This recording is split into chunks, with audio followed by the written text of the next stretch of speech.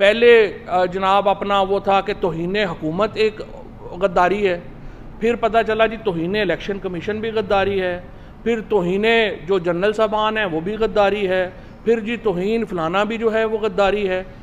अगर पूरा मुल्क गद्दार है, मैंने कल भी ये सवाल रखा था कि अगर जेहलम का MNA और मियाँ वाली का MNA गद्दार है तो फिर मुझे बताएं पाकिस्तान का वफादार यहाँ पे कौन है? अगर सबसे ज़्यादा लोग जो इस वक्त फ़ौज के अंदर जो शहादतें होती हैं वो तो मेरे लोगों की होती हैं। हम जो तहसील पिंड दादन खान के जेलम के लोग हैं, हम दफनाते हैं अपने बच्चों को। मियाँ वाली में इमरान खान MNA है, वहाँ से सरगोदा से, ये रीजन सारे की सारी यही रीजन जो है फ़ौज हमसे अलहदा कैसे हो सकती? मैं डरा नहीं, मैं झुका नहीं। वो जो खड़े हुए हैं महाज पर मुझे उन सफ़ों में तलाश कर, तो ये ना लगे कि हम कोई पीछे हट गए हैं, को गिरफ्तारियों से को खौफज़दा हो गए हैं। रात के अंधेरों में जो लोग उठाते हैं वो दिन की रोशनियों की ताब नहीं ला सकते, और इसीलिए ये सारी कार्रवाइयाँ रातों को होती हैं। चाहे उन्होंने किसी को अरेस्ट करना हो, चाहे किसी के ऊपर झूठे केस बनाने हों, ये सारे मामलात आधी रातों को ही हो रहे हैं। रात को फिर जब सुबह उठे तो पता चला कि इन्होंने शेख रशीद साहब के ऊपर केस बना दिया है, इमरान रियाज साहब जो हैं उनको गिरफ़्तार कर लिया गया है।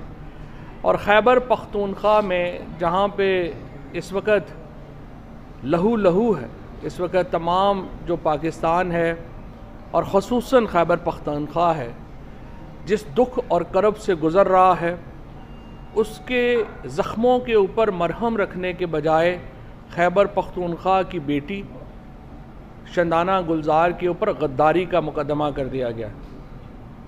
मुझे समझ नहीं आ रही क्या थॉट प्रोसेस है, ये मामला कैसे चल रहा है और कौन अक्लमंद ये मशवरे दे रहा है। जब पाकिस्तान को ज़रूरत है कि नफ़रतें कम हों, जब पाकिस्तान को ज़रूरत है कि मामलात में एक ठहराव आए, उस वक़्त पाकिस्तान को डिस्टेबलाइज किया जा रहा है।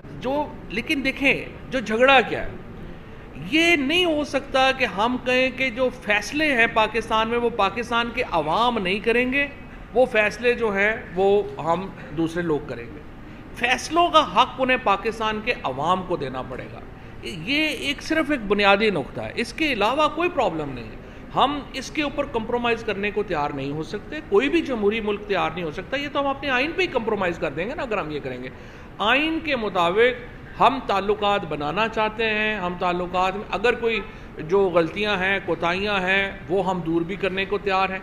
कम्युनिकेशन का इशू है वो भी हम करने को तैयार हैं, लेकिन फैसलों का हक अवाम का तस्लीम करना पड़ेगा। तशद्दुद जो है वो नहीं हुआ, बल्कि मैं तो सच्ची बात है, मैं आपको बताऊँ, मुझे तो 4 सीनियर मिनिस्टर्स ने मैसेज भेजा कि आपको पता है हम तो नहीं है इसके पीछे। इसके बाद जिन्होंने FIR कराई है उन्होंने भी कहा हम तो नहीं है इसके पीछे, और बाकी जगहों ने भी कहा हम तो नहीं है इसके पीछे।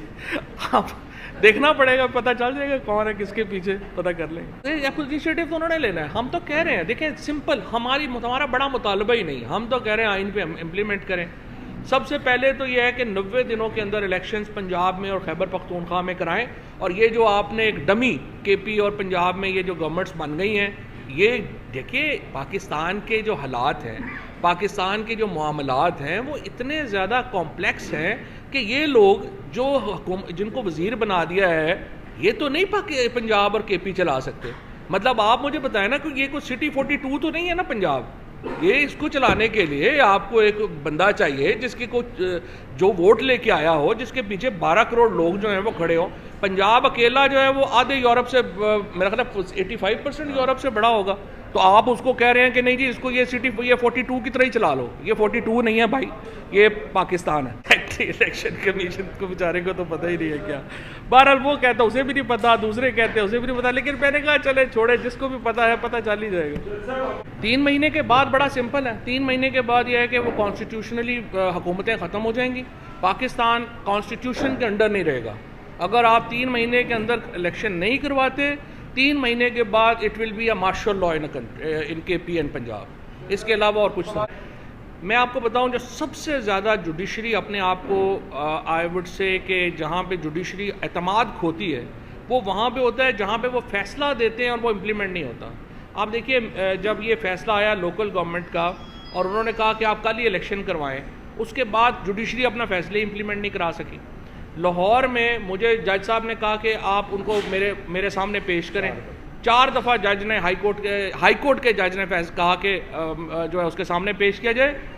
एक जो है वो SHO ने जो है वो एक फ़ोन कॉल के ऊपर जो हाई कोर्ट के जज का जो ऑर्डर था उसको अपने जूते की नोक पे रखा। ये जब हो जाता है ना, जब अदालतें अपने फैसले और फिर बाद में बदल जाते हैं कि नहीं हो गया अब हम क्या करें, वहाँ पे जुडिशरी को बहुत एहतियात करनी चाहिए। ये जो इस्लामाबाद में हो रहा है ये बहुत ही अनफॉर्चुनेट है, और अगर ये जिस तरीके से जुडिशरी ने अपना फैसला इम्प्लीमेंट नहीं करा पाई इससे बहुत नुकसान पहुँचता। पीना आप देखें वो कभी पाकिस्तान में ठहरी ही नहीं है। जब देखें कोई जहाज़ के ऊपर बैठा हुआ इधर जा रहा है, किसी की सर्जरी हो रही है, किसी के दांत में दर्द हो गया है, किसी का गला ख़राब है, अजीबोगरीब मुल्क जो है तरीके से मुल्क चला रहे हैं। सबसे पहले उन्हें आइन को तस्लीम करना होगा और बातचीत करनी होगी। स्पीकर कौमी असम्बली की आइन की अंडरस्टैंडिंग उतनी ही है जितनी कि आप समझें कि बिलावल भुट्टो जरदारी की अफगानिस्तान की। लिहाजा सवाल भी करें इलेक्शन कमीशन के बारे में जो कुछ कहा है वो जो कुछ मैं उस पर कायम हूँ। अफगानिस्तान की जो मौजूदा लीडरशिप है उनके अगर वो किसी शख्स की पाकिस्तान में को इज़्ज़त करते हैं, पाकिस्तान में किसी की सुनते हैं, तो वो इमरान खान है। और इमरान खान का स्टांस क्या था हमेशा से? इमरान खान का स्टांस ये था कि सियासी मसलों के फ़ौजी हल नहीं होते। यही मामला बलूचिस्तान के साथ है, इससे पहले यही मसला मशरकी पाकिस्तान में हुआ, यही मसला यहाँ पे अफ़गानिस्तान के साथ था। जो ताकत का इस्तेमाल है वो आपकी स्ट्रेटजी का एक हिस्सा होता है, स्ट्रेटजी नहीं होती। ये नहीं होता कि आपने हज़ारों लोगों को मार देना है, बम मार देने हैं, औरतों को, बच्चों को, और उसके बाद हमने एक्सपेक्ट करना है कि जी ये तो यहाँ पे तो अमन हो जाएगा। कभी भी कब्रिस्तान बना के अमन नहीं होते। लिहाजा जो हम कह रहे थे 6 महीने से, हम बता रहे थे आपने इमरान खान की तरीके इंसाफ की जो हुकूमत की जो पॉलिसी थी विज़ा विज़ अफ़गानिस्तान आपने तबाह कर दी है। बिलावल भुट्टो साहब जो हैं उनके अमेरिका के 17 से भी ज़्यादा दौरे हो चुके हैं, अफ़गानिस्तान में एक दौरा नहीं हुआ। शहबाज शरीफ जो हैं उन्होंने कभी सुना ही नहीं होगा आपने कि कभी अफ़गानिस्तान के ऊपर कोई मीटिंग ली हो। आप ये TTP का जो मामला है हल नहीं कर सकते जब तक अफ़गानिस्तान की लीडरशिप आपकी पुश्त पे नहीं होगी, जब तक आपको एक डिप्लोमेटिक रिलेशनशिप आपके उनके साथ एक रिलेशनशिप नहीं होंगे। क्योंकि सिंपल बात है, हमला लोग करते हैं उसके बाद वो अफ़गानिस्तान चले जाते हैं। जब तक उनकी सपोर्ट आपको हासिल नहीं होगी, जब तक आप चीज़ें बेहतर नहीं करेंगे, खाली यहाँ पे इस तरह से ताकत के इस्तेमाल से मामला पेचीदा होंगे। ताकत का इस्तेमाल एक नुक्ता नज़र या एक स्ट्रेटजी ज़रूर है, लेकिन ये मुकम्मल स्ट्रेटजी नहीं। आपने जिस तरीके से पाकिस्तान के अंदर ये मामला चलाया है, अफ़गानिस्तान के अंदर जिस तरीके से आपने इसको तबाह किया है, उसके बाद अब हम बिल्कुल एक एक्सपोज हो चुके हैं। और हमें फ़िलहाल इस हुकूमत की तो कोई पॉलिसी समझ नहीं आती कि आखिर वो चाहते क्या। शहबाज ख्वाजा आसफ जो हैं वो बयान दे रहे हैं पार्लियामेंट के अंदर, वो कहते हैं कि टेररिज्म इमरान खान लेके आया। इससे आप अंदाज़ा लगा लें कि कितने सीरियस लोग हैं। इससे आप अंदाज़ा लगा लें कि इनको पता ही नहीं है कि अफ़गानिस्तान की सूरत हाल क्या है, इस वक्त सिचुएशन जो है वो जा किधर रही है। अगर इमरान खान टेररिज्म लेके आया है तो हमारे 3.5 साल में क्यों टेररिज्म नहीं था? हमने तो इंटरनेशनल क्रिकेट पाकिस्तान में बहाल करवा दी। हमने पाकिस्तान को पहली बार जो थे वो टूरिज़म डेस्टिनेशन पाकिस्तान जो था, अगर आपको याद हो 2021 में 2020 और 2021 में चल रहा था फ्रॉम टेररिज्म टू टूरिज़म। 9 महीनों के अंदर पाकिस्तान वापस टूरिज़म से टेररिज्म के ऊपर चला गया। इस मुल्क की इन्होंने कमर तोड़ दी है। आज डॉलर दोबारा 271 रुपये के ऊपर चला गया है। हमाद अजहर साहब अभी जो है वो मईशत के ऊपर डिटेल बात भी करेंगे। एक तरफ पाकिस्तान ज़ख्मी है, एक तरफ पाकिस्तान की जो मिडिल क्लास है, लोअर मिडिल क्लास है, उसकी कमर टूट गई है। 30,000 रुपये से लेके 2 लाख रुपये महीना तक कमाने वाला जो शख्स है वो इस वक्त गुर्बत की चक्की में पिस गया। उसको समझ ही नहीं आ रही बच्चों की फ़ीस कैसे देनी है, तेल की कीमतें जो हैं वो किधर चली गई हैं, और उसके बाद दहशतगर्दी वापस आ गई। अब जब इस कदर सूरत हाल आपकी गंभीर है तो बजाय इसके कि आप पॉलिटिकल फोर्सेस इदारे बैठें और कुछ सलूशन की तरफ जाएं, आपने गिरफ्तारियां शुरू कर दी। पहले मुझे गिरफ़्तार किया गया, सबसे पहले शहबाज गिल को जो है यहाँ पे गिरफ़्तार किया गया, फिर आज़म सवाती को गिरफ़्तार किया गया, फिर मुझे गिरफ़्तार किया गया। अब रात को जो है आपने इमरान रियाज को, शेख रशीद साहब को गिरफ़्तार कर लिया। और जो शंदाना है उनके ऊपर आपने पर्चा काट दिया। अब आप मुझे बताएं, पाकिस्तान जो है वो इस वक्त इस तकसीम का मुतहम्मिल हो सकता है?